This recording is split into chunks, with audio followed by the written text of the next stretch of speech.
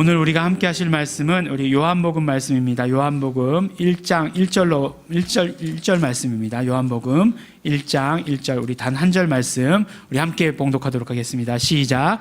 태초에 말씀이 계시니라. 이 말씀이 하나님과 함께 계셨으니 이 말씀은 곧 하나님이시니라. 아멘. 우리는 지금 예수님이 누구이신가에 대한 질문을 가지고 그 질문에 대한 우리 말씀을 우리 함께 나누고 있습니다. 아마도 이 질문은 지금 우리뿐만 아니라 성경을 기록한 사람들, 특별히 복음서를 기록한 복음서의 저자들에게 있어서는 굉장히 심각한 질문이었을 것입니다.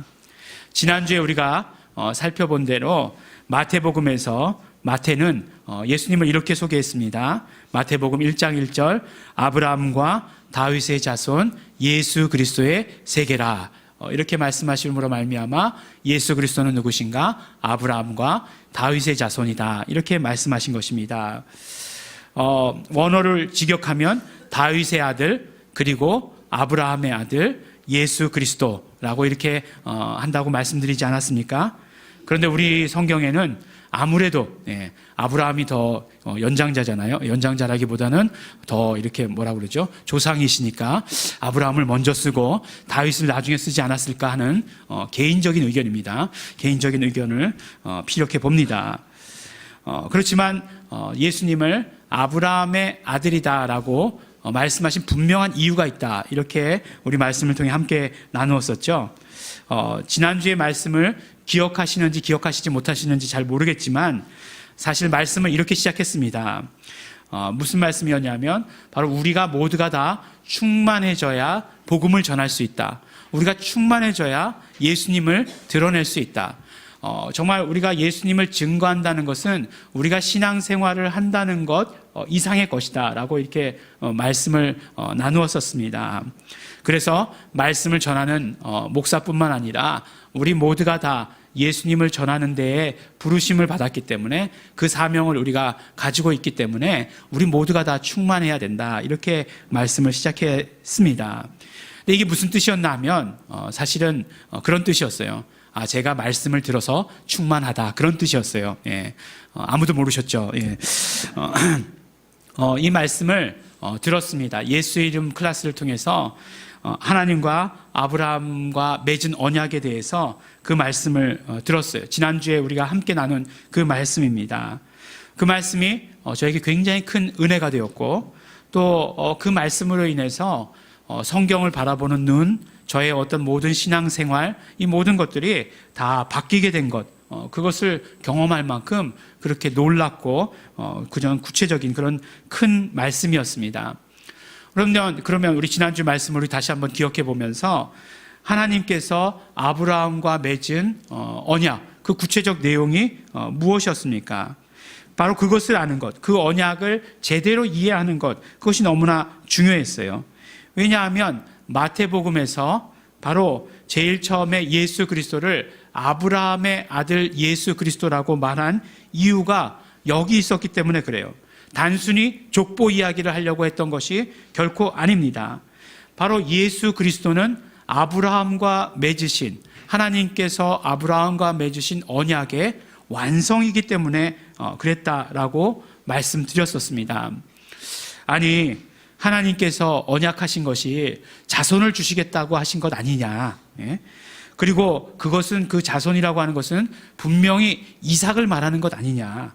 그리고 그 약속하신 대로 이삭을 주셨으면 되는 것이지 그게 그 언약이 예수 그리스도까지 이렇게 연결되는 거 너무 이렇게 그냥 억지 아니냐, 큰 비약이 아니냐 이렇게 말씀하고 싶은 분들도 없지 않아 있을 것입니다. 그렇기 때문에 어떻게 해야 된다고요? 우리가 성경을 읽어야 합니다. 성경을 읽어야 됩니다. 그 아브라함의 언약에 대해서 자세하게 기록해 준 성경이 있는데 그것이 바로 사도 바울의 서신서들이에요. 로마서에 보면 로마서 4장, 그리고 갈라디아서에 보면 갈라디아서 3장에 아주 길게 이 아브라함과 맺은 언약이 무엇인지에 대해서 아주 구체적으로 기록하고 있는 것을 볼 수 있습니다. 그 중에서도 우리 갈라디아서 3장 16절 말씀이죠. 갈라디아서 3장 16절. 성경에 보면 대부분 3장 16절에는 좋은 말씀이 다 기록되어 있어요. 예. 요한복음 3장 16절, 또 고린도전서 3장 16절, 디모데전서 3장 16절, 갈라디아서 3장 16절. 굉장히 중요하고 의미 있는 구절들이 기록되어 있습니다. 집에 가셔가지고 다 이렇게 3장 16절만 이렇게 한 번씩 찾아보시기 바랍니다. 꼭 찾아보세요. 네, 찾아보시기 바랍니다. 근데 그 3장 16절에, 그 갈라디아서 3장 16절에 뭐라고 말씀하고 있냐면, 하나님께서 아브라함과 언약을 맺으실 때 자손을 약속하셨다는 거죠. 근데 자손을 약속하실 때 그 자손을 자손들이라고 표현하지 않으셨다는 거예요. 자손들이라고 표현하지 않으시고 오직 한 사람, 자손이라고 표현하셨다. 이렇게 사도 바울이 이야기하셨어요. 마치 이런 어조는 굉장히 우리가 낯익게 들은 익숙한 그런 어조죠. 그 성부와 성자와 성령의 이름으로 세례를 주고 할 때 그걸 복수로 쓰지 않았다, 단수 이름으로 쓰셨다, 이렇게 얘기한 것과 굉장히 비슷한 논조로 사도 바울이 얘기했다는 거예요. 그러면 그분이 누구시냐? 그 씨가 누구냐? 바로 예수 그리스도시다 라고 이렇게 그 갈라디아서 3장 16절에 분명히 우리에게 말씀해 주시고 계세요. 그러니까 아브라함의 언약의 완성은 바로 예수 그리스도시다 라고 하는 것을 사도 바울은 우리에게 설명해 주고 계시는 것이죠. 그러면 구체적으로 아브라함과 맺은 언약이 무엇이었는가? 바로 아브라함과 맺은 언약은 내가 돌아오리라, 하나님께서 내가 돌아오리라, 그 말씀은 내가 너와 함께 하겠다라고 약속하신 것, 그것이 바로 아브라함과 세우신 언약의 내용인 것을 우리는 들었어요. 그래서 하나님께서 오셨어요. 하나님께서 아브라함과 함께 하셨습니다. 그 함께 하신 증거가 무엇이냐? 바로 이삭이다라고 하는 것을 우리는 말씀 가운데 보게 되는 것입니다. 그렇다면 언약이라고 하는 것은 함께 하시겠다라고 하시는 약속이었고, 그 언약의 완전한 성취가 사도 바울이 우리에게 말씀하신 대로 예수 그리스도를 통해서 우리에게 이루어진 것입니다. 예수 그리스도는 이 땅에 오실 때 하나님께서 그 이름을 예수라고 하라라고 이름을 정해 주셨어요. 그리고 그 이름이 어떤 의미를 가지고 있느냐? 임마누엘이라고 하는 이름으로 해석된다라고 우리에게 말씀해 주신 것입니다. 백성들을 구원하신다라고 하는 것과 하나님의 함께 하심이 어떤 관련이 있는가? 바로 하나님께서 함께 하시는 것이 언약이고, 그러므로 예수 그리스도를 통해서 언약이 완성된 것이고, 하나님과 함께 하는 것, 하나님의 자녀 되는 것, 하나님께 속하게 되는 것, 그래서 결국에는 우리가 하나님과 하나 되는 것, 그것이 바로 구원이라고 하는 것을 우리에게 말씀해 주고 계시는 것입니다. 우리가 구원이야라고 생각하면 우리의 죄를 용서받는 것, 죄에서부터 어떤 면으로 보면 율법으로 우리가 그런 어떤 구원에 대해서 접근했었는데, 아니요, 이제는 정말 언약으로 접근하게 되면 정말 그 구원이라고 하는 것은 우리가 하나님 안에, 하나님께서 우리 안에 계시는 것을 말한다라고 하는 것을 우리는 깨닫게 되는 것입니다. 이것이 너무 어려운가요? 네, 어렵지 않습니다. 우리가 그동안 너무 쉬운 것만 먹고 있었다, 그렇게 생각이 들어요. 그렇기 때문에 우리는 이제 이런 말씀을 들으면서 우리의 어떤 신앙을, 우리의 어떤 깨달음을 새롭게 할 필요가 있습니다. 그리고 성경을 보는 눈들을 우리가 바꿔가질 그런 어떤 필요들이 있는 것입니다. 여전히 만약에 우리가 이삭을 구한다라고 한다면 그것은 기복적인 신앙과 정말 이삭을 구하는 것이 언약의 내용이다라고 생각한다면 우리가 우리의 신앙이 기복적인 데서부터 벗어날 수가 없습니다. 왜냐하면 그렇게 신앙 생활하는 것이 당연한 것으로 여겨지기 때문에 그렇습니다. 하지만 언약의 내용이 무엇인지 우리가 똑바로 알게 된다라고 한다면 우리의 신앙이 어디서부터 어디까지 잘못된 것이라고 하는 것을 우리는 금방 알아챌 수 있게 되는 것이에요. 그렇기 때문에 금방 우리가 회개할 수 있게 되는 것입니다. 우리가 하나님이 누구이신지, 예수 그리스도가 누구이신지, 더 나아가서 성령님이 누구이신지에 대해서 아는 것이 우리의 삶을 변화시킬 수 있다, 이렇게 말씀해 주시는 것입니다. 앞으로 계속해서 우리는 예수 그리스도가 누구이신지에 대해서 계속 알아갈 것입니다. 오늘은 그 말씀 가운데 요한복음의 말씀이에요. 요한복음 1장 1절의 말씀입니다. 예수 그리스도가 누구시다라고 이렇게 생각했을 때, 이야기할 때 사도 요한도 굉장히 큰 고민을 하지 않았을까라고 이렇게 생각합니다. 정말 모든 복음서들에서 마찬가지지만 1장 1절 예수 그리스도에 대한 어떤 처음 시작을 어떻게 말할까? 굉장히 고민했을 것 같아요. 그래서 요한복음 1장 1절을 읽으면서 마태복음 1장 1절 또 마가복음 1장 1절 누가복음 1장 1절이 굉장히 어떤 깊은 의미 가운데 쓰여지지 않았을까라고 해서 다시 살펴보게 되었습니다. 요한은 1장 1절 말씀 가운데 이렇게 말씀하고 있어요. 태초에 말씀이 계시니라. 이 말씀이 하나님과 함께 계셨으니 이 말씀은 곧 하나님이시니라. 이렇게 말씀합니다. 근데 요한복음 1장 1절 말씀해 보니까 예수님에 대한 얘기가 안 나오네요. 예수님이라고 이야기한 부분이 한 부분도 없어요. 단지 말씀이다라고 이렇게 이야기합니다. 근데 사실은 요한복음 1장 1절로부터 18절까지 말씀이라고 되어 있는 것을 헬라어로 보면 로고스라고 이야기합니다. 이 로고스는 무슨 뜻이냐면 우리가 그냥 여러 가지 의미가 있을 수 있지만 오늘 말씀 가운데에는 설명하지 않도록 하겠습니다. 그렇지만 이 로고스는 뭐라고요? 우리는 예수님을 말씀한다라고 하는 것, 우리 단도직입적으로, 우리 직접적으로 알 수 있는 것입니다. 그러니까 뭐라고요? 태초에 말씀이 계시니라. 이것을 우리가 오늘은 어떻게 바꿔서 읽겠다고요? 태초에 예수님이 계시니라. 예수님이 계속해서 계셔왔다는 말씀이에요. 이 말씀이, 이 예수님께서 하나님과 함께 계셨고 그러므로 예수님은 곧 하나님이시다라고 이렇게 말씀해 주시는 것입니다. 정말로 사도 바울의 굉장히 급한 사정을 사도 요한의 급한 사정을 우리는 알 수 있는 거예요. 우리가 생각하기에 이렇게 얘기할 수 있지 않겠어요? 하나님께서 육신이 되어서 이 땅 가운데 오셨는데 이러하기 때문에 이런 일들을 하셨기 때문에 예수님은 하나님이시다라고 이렇게 이야기할 수도 있을 것 같은데 그것이 아니고 완전히 거꾸로 말씀하신 거죠. 예수님은 하나님이시다라는 선포를 제일 먼저 하신 다음에 그 다음에 예수님께서 하나님이신 것에 대해서 우리에게 차분히 설명해 주고 계시는 것을 우리는 볼 수 있게 되는 것입니다. 예수님은 누구신가? 오늘 말씀과 같이 첫 번째로 예수님은 하나님이십니다. 바로 사도 요한은 예수님은 하나님이시다라고 선포부터 시작합니다. 어떤 다른 설명도 하지 않으시고 바로 예수님은 하나님이시다 라고 우리에게 말씀해 주시는 것이에요. 그리고 두 번째로 예수님은 하나님이신데 어떤 하나님이시냐? 바로 하나님과 함께 계시는 하나님이시다라고 이렇게 말씀하세요. 그러니까 하나님과 함께 계셨기 때문에 창조 때도 함께 가셨고 정말 창조 이전에 태초부터 그때부터 하나님과 함께 하셨다라고 이렇게 말씀해 주시고 계시는 것이에요. 우리가 이 말씀 가운데서 정말 예수님께서 하나님과 함께 하셨다라고 하는 이 사실을 깨닫는 것이 우리에게 있어서 굉장히 중요합니다.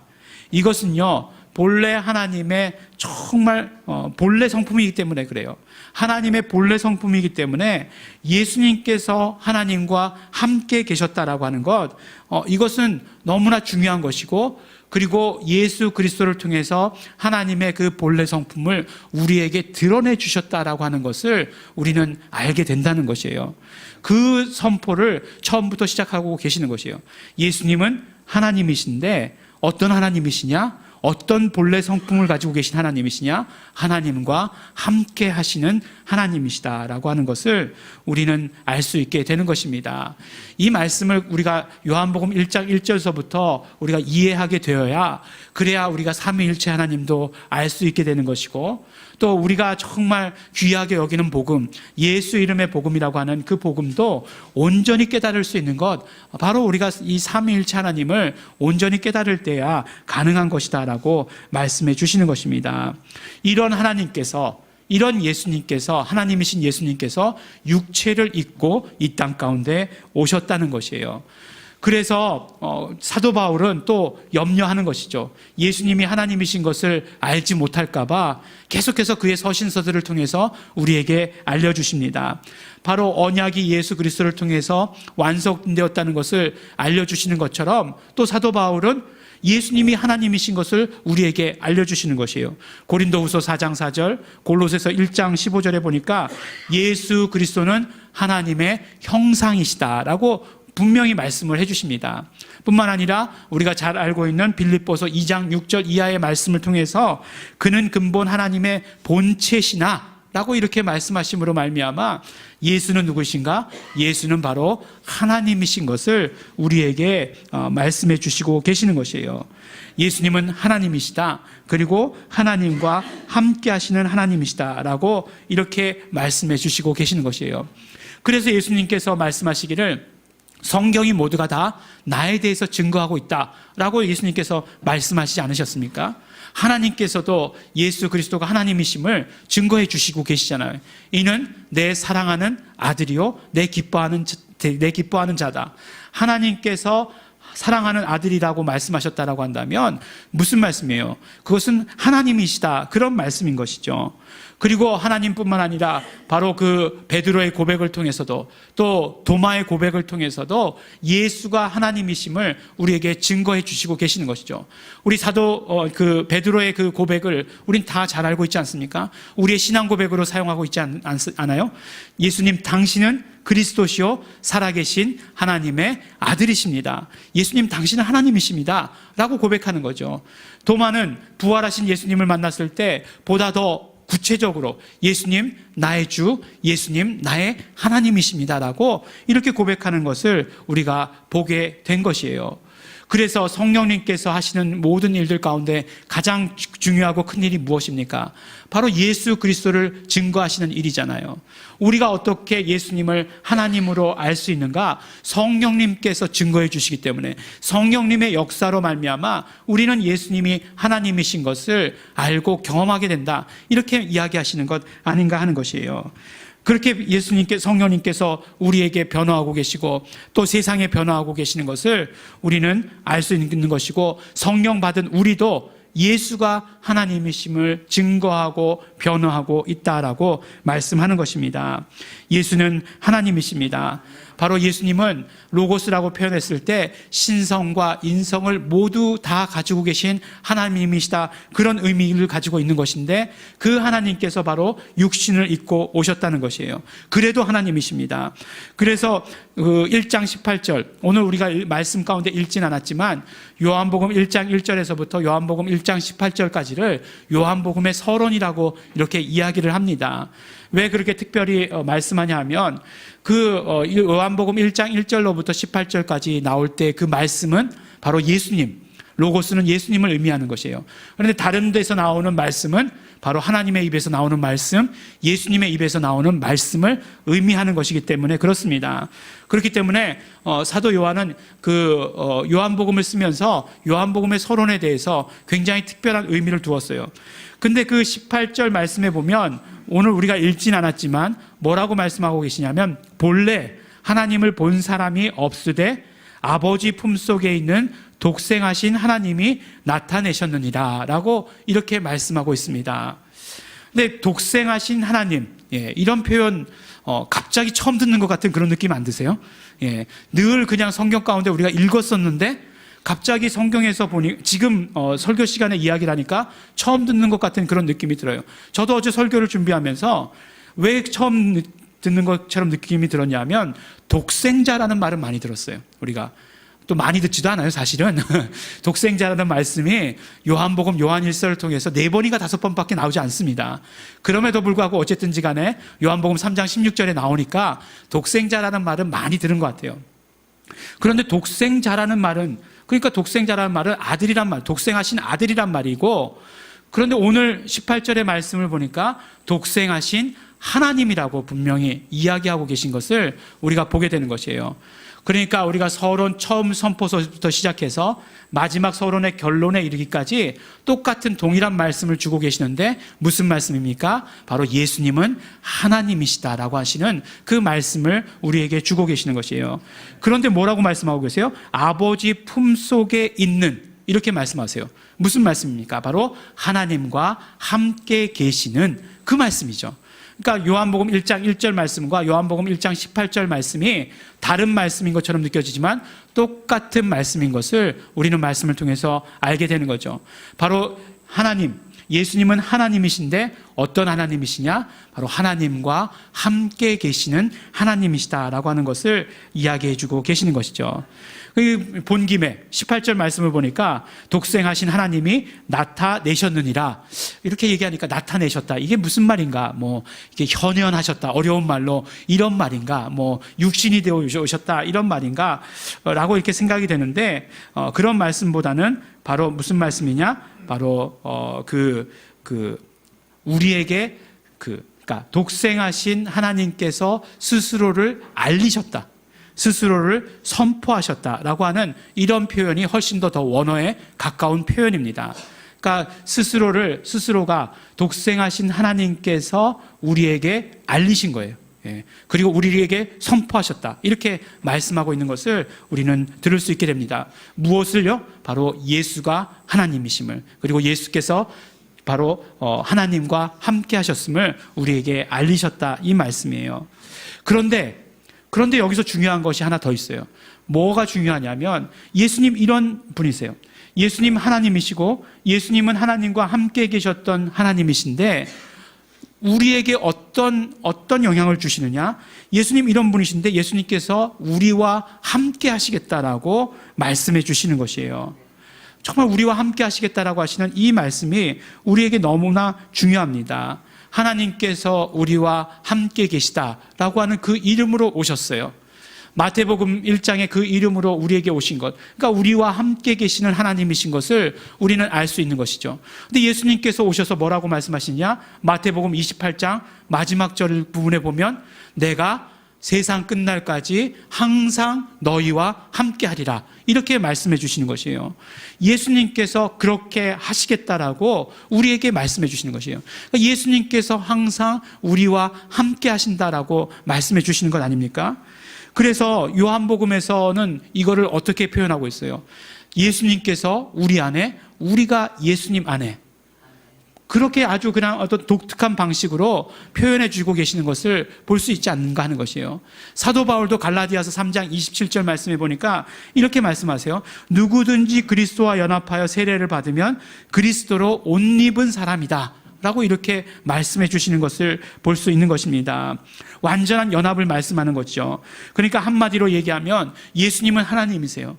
예수님은 어떤 하나님이시냐? 하나님과 함께 하시는 하나님이신데, 그런데 우리와 함께 하시기 위해서 인간의 몸을 입고 오신 하나님이시다라고 이렇게 우리에게 말씀해 주시는 것이에요. 그러므로 우리가 우리의 죄를 고백하고, 그러므로 말미암아 우리의 모든 죄가 용서받고, 그래서 예수를 나의 주로 고백하고 예수님이 하나님이시다라고 우리가 고백할 때 우리는 예수님 안에, 예수님이 내 거하시는 그런 완전한 연합을 경험하게 되는 것이다 라고 이렇게 말씀해 주시는 것이에요. 가만히 생각해 보면 이러한 일들은 정말 예수님이 하나님이 아니시고는 이루어질 수 없는 일인 것을 우리는 금방 알 수 있게 되는 것입니다. 이것이 얼마나 놀라운 일입니까? 이것이 얼마나 놀라운 사건입니까? 예수님 하나님이신데, 하나님과 함께 계시는 하나님이신데 그 하나님께서 나와 함께 하시겠다라고 하시니 이것이 얼마나 놀라운 일이고 이것이 얼마나 놀라운 비밀인가 하는 것을 우리에게 알려주시는 것입니다. 오늘은요, 오늘은 감사절입니다. 많은 분들이 오늘 또 감사절에 어떤 설교 말씀이 어떨까 기대하고 나오셨으리라고 이렇게 생각해요. 아무도 기대 안 하셨는데 저만 혼자 그렇게 생각하는 건지도 모르죠. 사실 우리가 감사절이라고 생각해 보면 여러 가지 이렇게 사건들을 돌아보게 돼요. 우리 또 감사절이 항상 우리 연말에 있으니까 우리 한 해 동안에 이루셨던 그런 어떤 감사의 사건들을 우리가 돌아보게 됩니다. 그것들을 돌아보면 너무나 감사할 일들이 많아요. 요새 이제 내년이 개띠해더라고요. 내년이 개띠하면 제가 개띠인데 이제 거의 이제 반백년에 가까이다 보니까 죄송합니다. 그럼에도 불구하고 우리 교회에서는 제가 제일 어린, 밑에서부터 몇 번째 안 되는데 이렇게 드니까 이렇게 뒤돌아보는 것을 생각하다 보면 자꾸 눈물이 날라고 눈물이 날라고 그래요. 그게 슬퍼서 눈물이 나는 게 아니라 정말로 이런 모든 일들이 너무나 감사하구나라고 하는 그 생각 때문에 눈물이 날라고 그래요. 나의 모든 생활 속에서 주님이 함께 하시니 찬양 부르다가도 막 눈물이 날라고 그러고 그래요. 그런데 그런 어떤 사건 하나하나를 돌아보면 너무나 감사한 일들이 많고 정말 하나님께서 우리에게 베풀어 주신 그의 은혜가 크다라고 하는 것을 알 수 있게 됩니다. 교회를 돌아봐도 그래요. 교회를 돌아보면 정말 아무런 변화가 없는 것 같이 느껴질지도 모르시겠지만, 그러나 정말 해가 갈수록 한 주 한 주 거듭될수록 교회가 변화되고 교회가 성장하고 또 하나님께서 이루어 주시는 놀라운 일들이 함께하는 것을 보게 됩니다. 그런데 이런 모든 복에 대한 그런 감사를 우리가 한마디로 어떻게 말할 수 있는가? 바로 예수님께서 우리와 함께 하심이라고 하는 것이에요. 예수님께서 우리와 함께 하셨기 때문에 이루어지는, 드러나는 그런 어떤 사건들입니다. 우리 정말 이 모든 감사의 공통점이 뭐라고요? 바로 예수님께서 우리와 함께 하시는 것이에요. 정말 어떤 우리가 생각할 때는 잘된 것만 감사하고, 우리 마음이 기뻤던 것만 감사하고, 우리 마음에 좋았던 것만 감사하고 그럴 것이다라고 이렇게 생각하는데 아닙니다. 우리가 정말 감사해야 하는 모든 사건들은 무엇이냐면 예수님께서, 하나님께서 우리와 함께 하셨던 사건들이에요. 하나님께서 함께 하셨기 때문에 일어났던 그런 모든 일들, 그렇기 때문에 정말 우리가 느끼기에, 내가 감정으로 느끼기에 혹시 이 부분은 나의 감정적으로 정말 맞지 않는 부분들이 있었다 할지라도, 그러나 우리의 감사의 기준이 되는 것은 하나님께서 우리와 함께 하셨다라고 한다면 그것은 우리에게 있어서 정말 감사가 되어야 된다, 이렇게 말씀해 주시는 것입니다. 이것이 오늘 우리 정말 감사절을 맞는 가운데 주시는 하나님의 말씀이고 감사절의 참된 의미입니다. 이렇게 감사하는 우리에게 어떤 믿음, 어떤 결단이 있어야 되겠습니까? 바로 정말 우리가 예수님과 함께하는 삶을 살겠다고 하는 그런 결단이 우리에게 있어야 하는 것입니다. 예수님께서, 하나님이신 예수님께서 우리와 함께 하시기 위해서 이루어 놓으셨던 일들이 무엇이었습니까? 육신의 몸을 입고 오셨어요.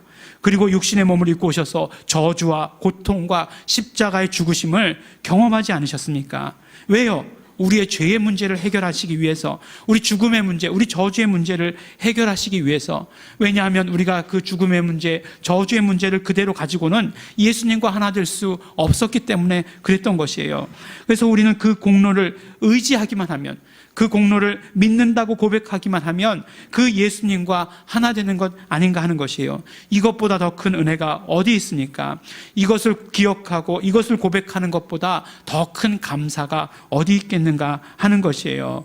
우리가 정말 감사절 가운데 이 사실을 기억하고 우리 고백하는 것입니다. 하나님이신 예수님께서, 하나님과 함께 하셨던 예수님께서 우리와 함께 하신다, 이 사실을 우리가 감사하고 또 앞으로도 감사하는 것입니다.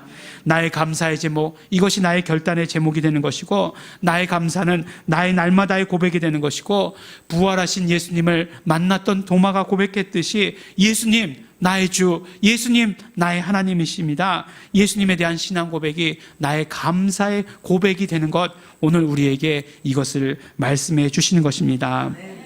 사랑하는 우리 예일중앙교회 성도 여러분, 우리의 감사의 시작은 예수님이 누구이신지 아는 데서부터 시작하는 것입니다.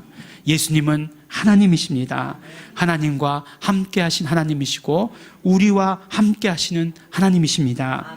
이 고백이 우리의 신앙 고백이고, 이 고백이 우리의 감사의 고백이고, 오늘의 고백이면 내일의 고백이 되어야 되고 날마다의 고백이 되어야 되는 것입니다. 그러므로 우리가 날마다 예수 그리스도와 하나 되는 그 경험을, 그 고백을, 그 감사를 이루어 가시는 우리 성도 여러분들이 되시기를 예수 이름으로 축원합니다. 우리 시간에 기도하시겠습니다. 우리 함께 감사하며 우리 기도하기 원합니다. 하나님 아버지, 정말 감사합니다. 우리 한 해를 되돌아보니 너무나 감사한 일뿐입니다. 정말 예수님께서 우리와 함께 하시기 소원하셨던 예수님께서 우리와 함께 하시니 그것이 우리의 감사의 제목입니다. 예수님께서 함께 하심으로 말미암아 우리 삶 가운데 이루어졌던 모든 일들 하나님 감사하고 감사합니다. 또한 예수님의 피를 의지해서 회개하는 것은 우리가 정말 우리에게 이루어지는 좋은 일들, 우리의 감정적으로 좋은 일들만 감사의 제목이라고 생각했던 우리의 연약함들 예수님의 피를 의지합니다. 용서하여 주시옵시고 이제는 날마다 예수 그리스도에 대한 고백으로 말미암아 예수 그리스도가 함께 하시는 것을 기뻐함으로 말미암아 정말 예수님께 날마다 고백드리며 날마다 감사드리겠습니다 결단하는 우리 함께 기도드리겠습니다. 다 같이 통성으로 회개와 감사와 우리 결단의 기도 드리시겠습니다.